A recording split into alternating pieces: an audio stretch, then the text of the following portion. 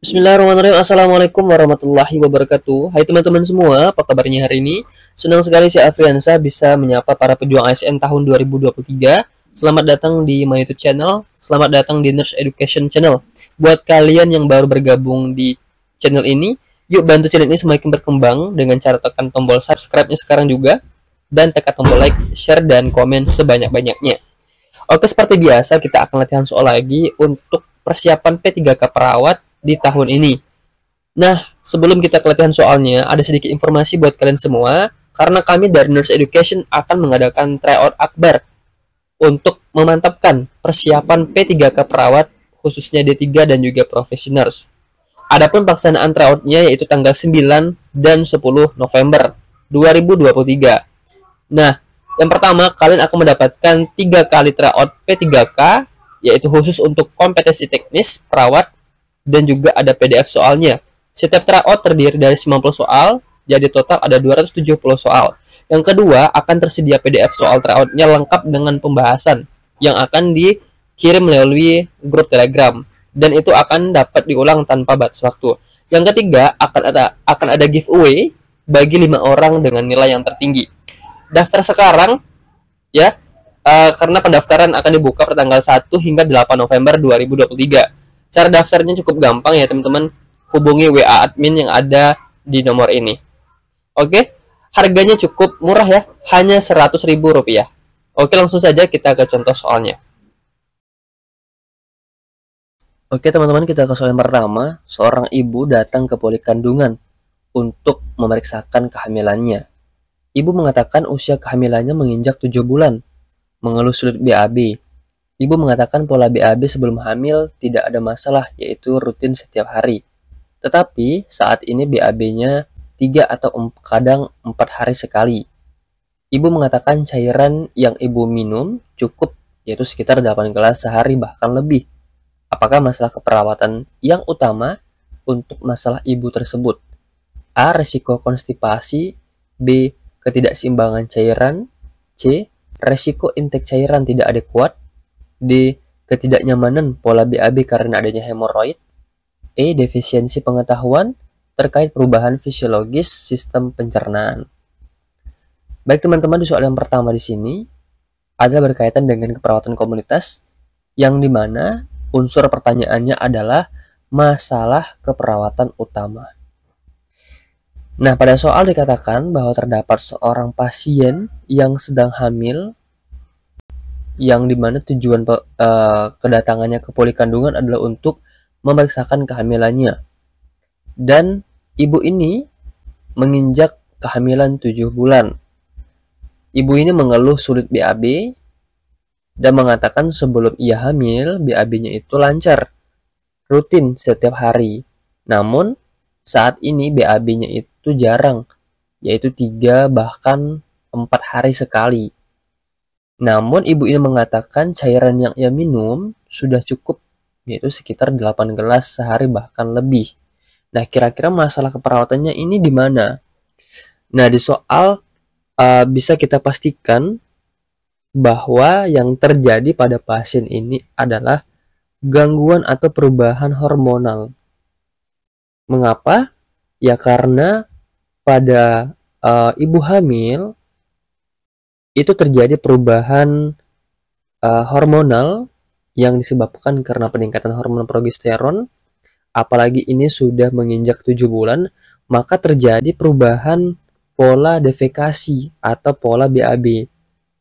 Biasanya ya, pasien ibu hamil yang sudah menginjak 7 bahkan 6 bulan, 6 atau 7 bulan ya, itu mengalami perubahan susah BAB karena adanya kenaikan hormon progesteron, sehingga menyebabkan relaksasi yang dapat menyebabkan lambatnya gerakan peristaltik usus dan juga penyerapan makanan pada usus, sehingga kemungkinan yang akan terjadi pada pasien ini adalah penurunan frekuensi BAB yang dimana akan berkurang dari seperti biasanya, sehingga akan terjadi konstipasi atau kesulitan untuk BAB.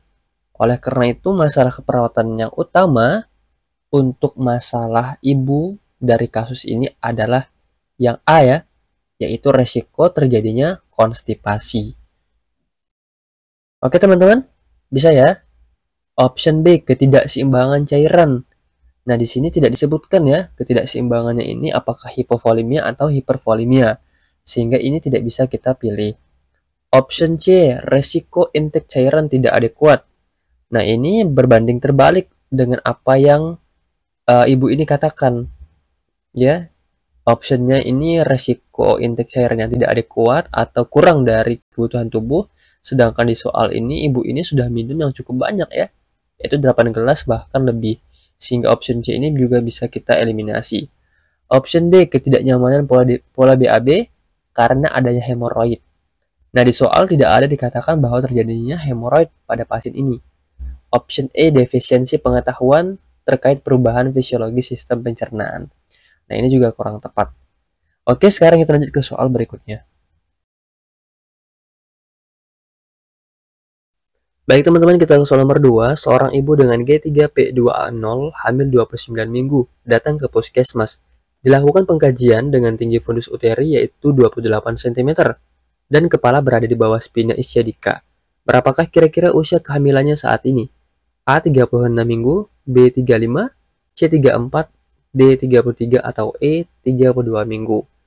Oke teman-teman, di soal nomor 2 di sini adalah kita disuruh menentukan usia kehamilan dalam minggu. Ya. Nah, di soal dikatakan bahwa terdapat seorang ibu hamil yaitu dengan G3P2A0. Nah, masih ingat nggak kira-kira ini artinya apa? G3P2A0. Iya, ini artinya adalah ini merupakan kehamilan yang ketiga yang dimana sudah pernah 2 kali partus dan belum ada yang abortus. Ya.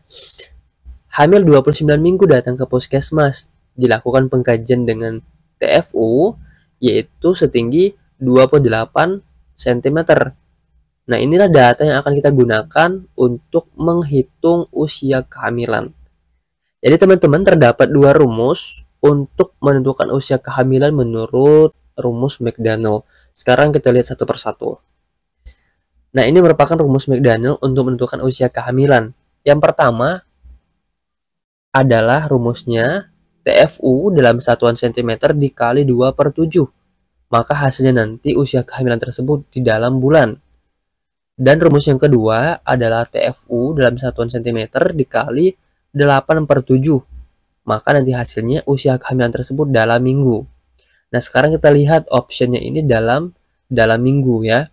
Maka yang kita gunakan adalah rumus yang kedua. Maka kita masukkan datanya. TFU-nya yaitu 28 cm dikali 8/7. Ya. Nah, ini bisa kita coret ya, bisa kita samakan. Yaitu 28 dengan 7. Ini ada kesamaan. Sama-sama dibagi 7. Maka 28 dibagi 7 dapatlah 4. Ya, dapatlah 4. Maka 4 dikali 8 hasilnya adalah 32. Oke, bisa ya teman-teman rumus seperti ini. Maka jawaban yang tepat untuk soal nomor 2 di sini adalah yang E, yaitu 32 minggu. Oke, sekarang kita lanjut ke soal berikutnya. Baik teman-teman, kita ke soal nomor 3. Seorang ibu datang ke puskesmas dengan G1P0A0 hamil 33 minggu. Mengeluh mengalami perdarahan saat bangun tidur, namun tidak ada rasa nyeri. Saat dilakukan pemeriksaan lebih lanjut, dengan USG hasilnya menunjukkan placenta previa marginalis. Apakah tindakan yang sebaiknya tidak dilakukan pada ibu tersebut? A. Observasi kontraksi, B. Pemeriksaan dalam, C. Palpasi manuver Leopold, D. Pemeriksaan tinggi fundus uteri, atau E. Mengukur tanda-tanda vital. Oke teman-teman, di soal nomor 3 di sini ada berkaitan dengan kasus placenta previa, yang dimana di soal dikatakan bahwa pasien ini dengan G1P0A0, yaitu merupakan hamil yang pertama atau ibu yang baru merasakan hamil, ya, yang dimana hamilnya ini sudah 33 minggu, mengalami keluhan perdarahan saat bangun tidur dan tidak ada rasa nyeri. Dan pada saat di USG ternyata hasilnya adalah placenta previa marginalis. Maka tindakan yang sebaiknya tidak kita lakukan pada ibu ini dengan apa?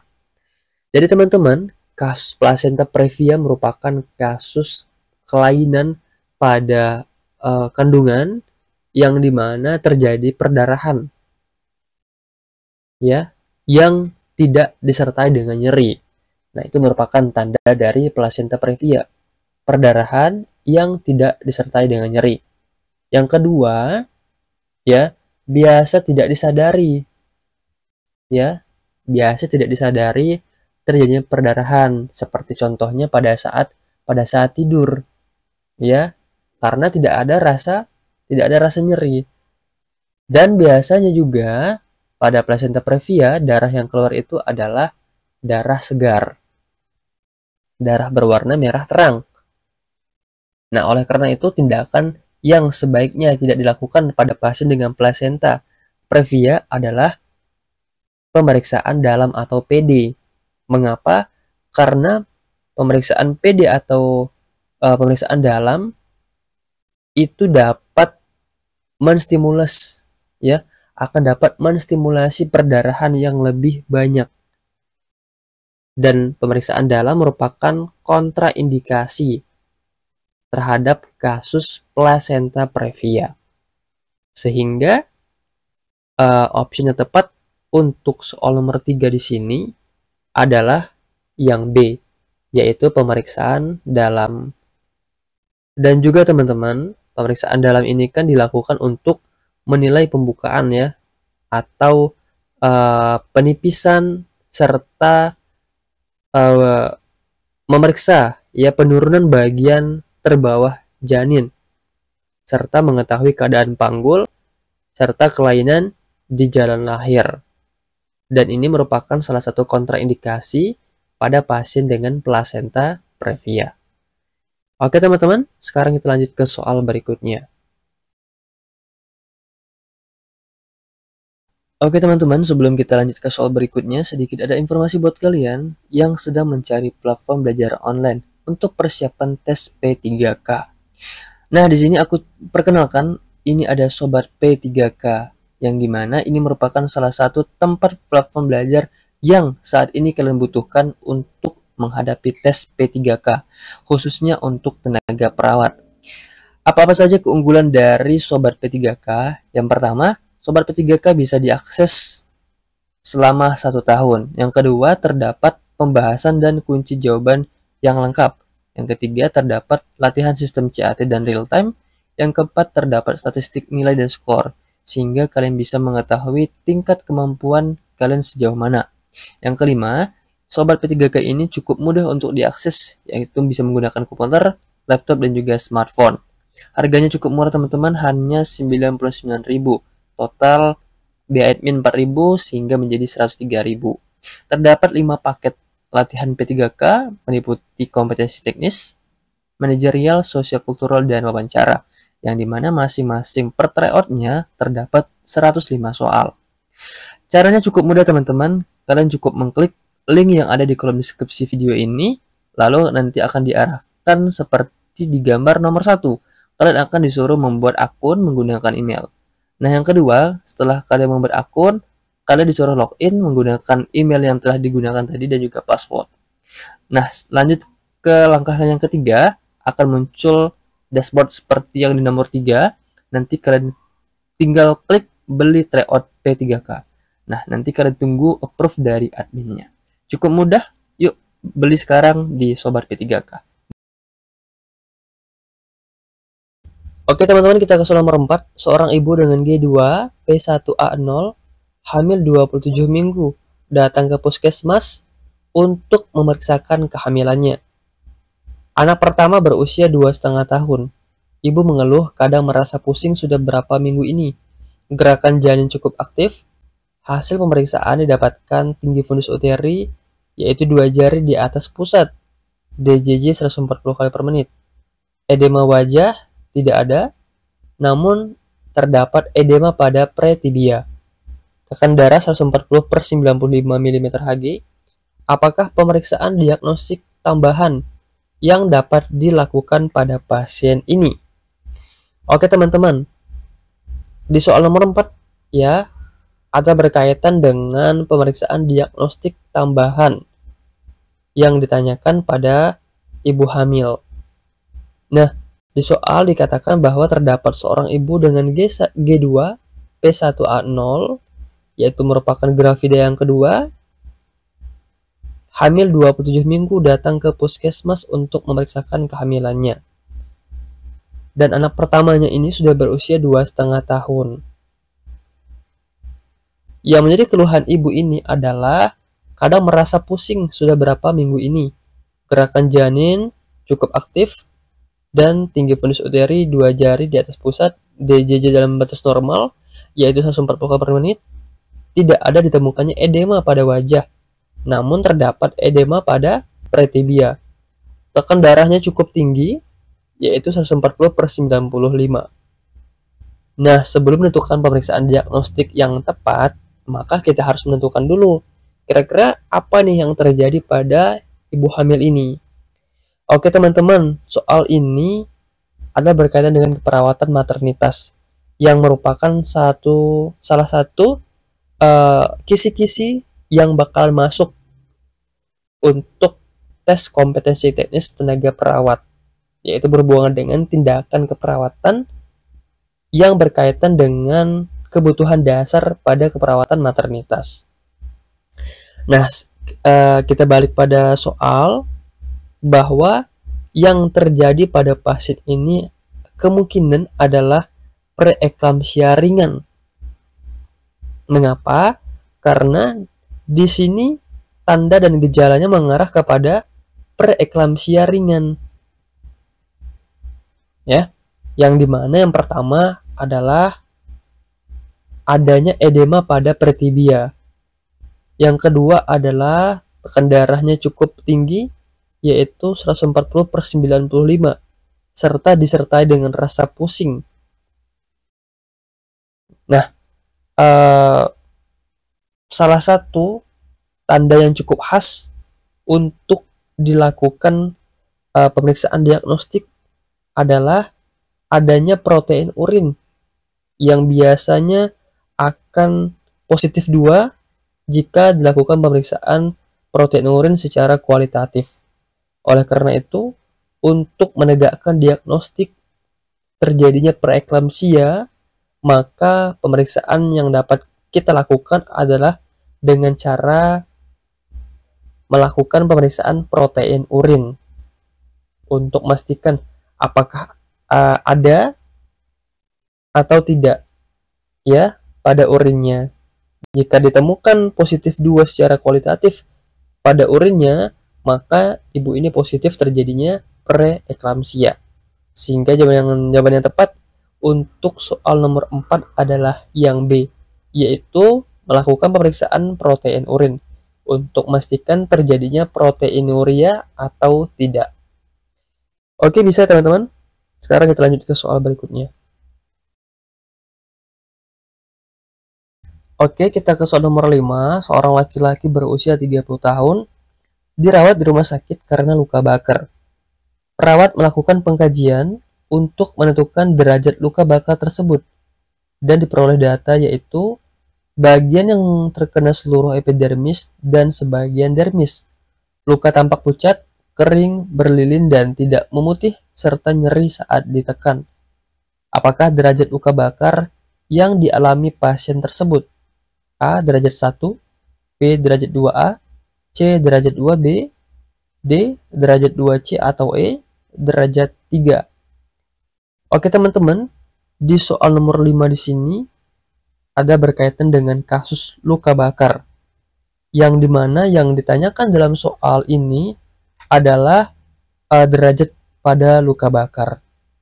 Nah, di soal dikatakan bahwa terjadi kasus luka bakar pada seorang laki-laki yang berusia 30 tahun. Nah, saat ini perawat melakukan pengkajian untuk menentukan derajat luka bakarnya. Maka dapatlah data sebagai berikut. Yang pertama, bagian yang terkena luka bakar adalah seluruh epidermis dan sebagian dermis. Luka tampak pucat, ya, kering, berlilin dan tidak memutih, serta ada rasa nyeri saat ditekan. Jadi teman-teman, terdapat berapa derajat pada luka bakar? Nah, sekarang kita bahas satu persatu ya. Nah, tahapan yang pertama atau derajat pertama adalah luka bakar grade 1 yang disebut dengan superficial burn. Yang dimana ini merupakan kerusakan jaringan yang terbatas pada kulit lapisan epidermis. Dan secara klinis, luka bakar ini adalah tampak merah, kering, dan terasa sakit. Nah, biasanya ini disebut dengan paparan sinar matahari ya. Contoh dari luka bakar derajat 1, biasanya tampak kemerahan hanya di area epidermis saja. Nah, derajat yang kedua adalah luka bakar grade 2A yang disebut dengan superficial partial thickness burn, merupakan kerusakan jaringan mengenai sebagian dermis ya dan seluruh epidermis. Yang dimana di luka bakar grade 2A ini ditemukan folikel rambut dan kelenjar keringat yang tetap utuh karena hanya terkena setengah dari epidermisnya saja. Secara klinis, kulit tampak merah atau kuning, basah dengan bula dan terasa sakit. Ini secara umum ya. Dan yang ketiga adalah luka bakar grade 2B yang merupakan kerusakan jaringan mengenai sebagian epidermis dan folikel rambut, hanya kelenjar keringat yang tetap utuh. Dan luka bakar yang terakhir adalah luka bakar grade 3 atau disebut dengan full thickness burn, yang dimana pada luka bakar derajat 3 di sini terjadi kerusakan jaringan mengenai seluruh jaringan dermis yang tampak kulit ini jadi warna putih, coklat hingga hitam, bahkan kering, yang dimana tidak ada rasa sakit lagi karena ujung-ujung sarafnya sudah mengalami kerusakan. Nah, sekarang kita balik pada soal. Dikatakan adalah bagian yang terkena ini seluruh epidermis dan sebagian dermis. Maka berdasarkan penjelasan tadi, yang terjadi adalah pada luka bakar derajat 2A karena kerusakan jaringan mengenai sebagian dermis. Oke, teman-teman, bisa ya?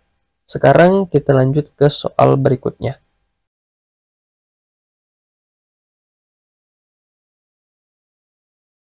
Baik teman-teman, tidak terasa sudah di akhir video. Terima kasih buat kalian yang telah menonton video ini sampai selesai. Semoga adanya video ini bisa membantu teman-teman semua untuk mempersiapkan diri untuk tes P3K dan juga PNS. Semoga kalian bisa lulus dengan nilai yang memuaskan dan dengan pilihan penempatan masing-masing. Terima kasih. Assalamualaikum warahmatullahi wabarakatuh.